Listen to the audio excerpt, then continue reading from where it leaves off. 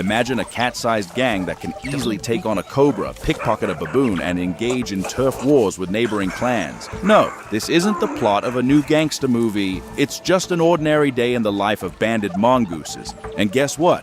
These little bandits are so tough that snake venom is like hot sauce to them. Unpleasant, but not lethal.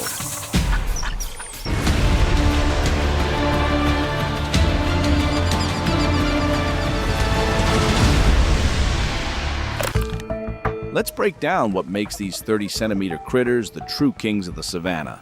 First, they understand that you can't achieve much alone, so they form gangs of up to 40 members.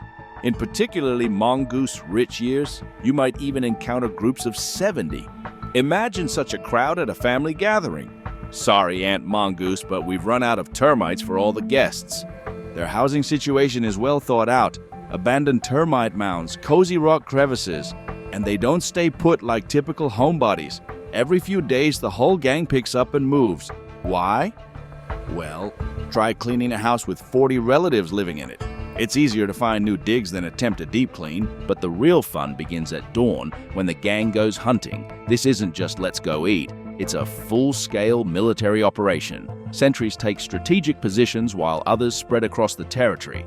Everyone has their own work zone, like in a well-organized crime syndicate, except instead of robbing banks, they rob beetles. Yes, you heard right, beetles.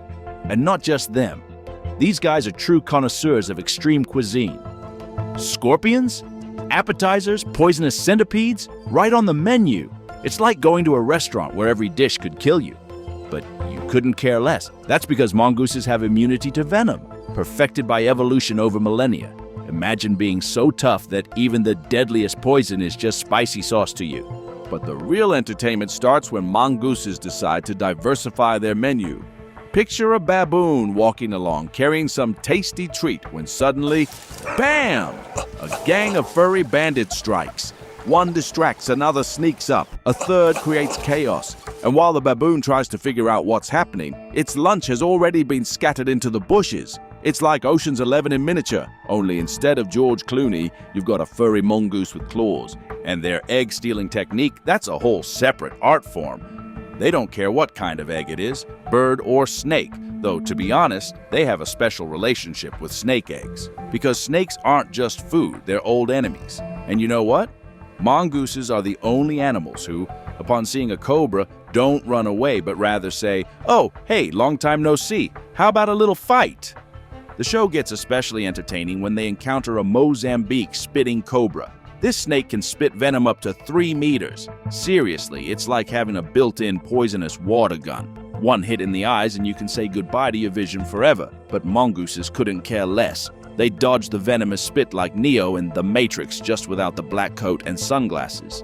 Then comes the most interesting part. Imagine a fight club where one gloomy snake tries to handle 40 furry ninjas simultaneously. Spoiler, the snake has no chance. Mongooses attack from all sides like a tiny special forces army. Some distract, others bite, others, well, within seconds, all that's left of the fearsome cobra is memories and a light snack for the whole gang. But you know what's truly amazing about these little bandits? They don't have the rigid hierarchy of wolves or lions. In their gangs, all females can have pups, up to 5 at once, and they raise the little ones as a clan. It's like a kindergarten where all the teachers are your aunts and uncles, except instead of making sandcastles, they're learning how to bite cobras. To avoid confusion about which pup is currently trying to eat a scorpion, a classic parent problem, right? They mark the babies with their scent. It's like clothing tags, but natural.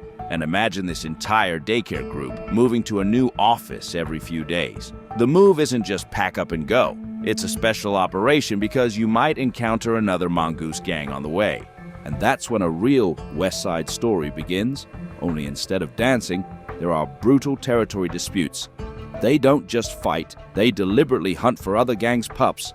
It's like neighborhood warfare, but with more serious consequences. Your kid stepped into our territory? Well, you know, nothing personal, just business. But despite all these gangster tendencies, banded mongooses have managed not just to survive, but to thrive across sub-Saharan Africa. They're like a small mafia that's so well organized, even lions prefer not to mess with them. Seriously, try finding another cat-sized animal that can make a lion think twice. Most amazing is that these little gangsters are incredibly smart. Research shows they're capable of complex cooperative hunting, can plan attacks, and even use tools. It's as if the Ocean's 11 gang consisted of furry professors who write scientific papers between heists. And you know what? Unlike many other animals struggling in today's world, mongooses are surprisingly doing well. Maybe because they long ago figured out the main secret of survival. Stick together and always have a plan B. Better yet, have plan C, D, and E, especially when it comes to meeting a cobra. Sometimes I think if animals could make their own gangster movies, banded mongooses would be the stars.